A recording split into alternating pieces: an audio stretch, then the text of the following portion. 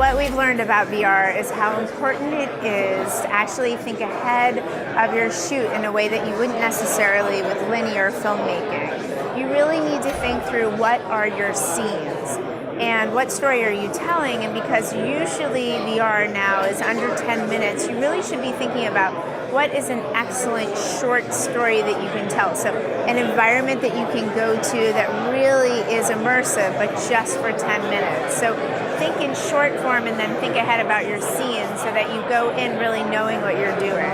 I think what I've learned is that, and our teams have really learned about storytelling on different platforms. So we look at each platform and we say, how do we tell a story on this platform that actually makes sense for the platform? So VR, for example, we're looking at what actually is an environment that you want to be immersive in.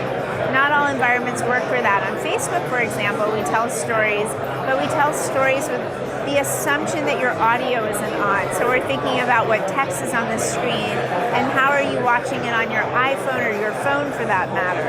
So we're really thinking about the platform and where people are actually watching and how they experience their media on that platform then helps us understand the story for them.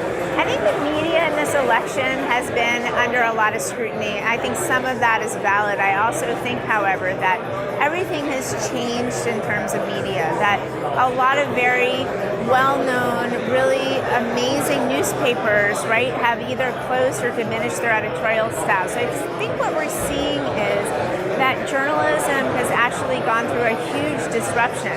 That said, there's a lot of great journalism happening today at really big newspapers like the New York Times and Washington Post and other local, really big newspapers that are holding people accountable, and of course Frontline and others really saying that journalism is alive and well and we have to hold people accountable for the words and what they say in public.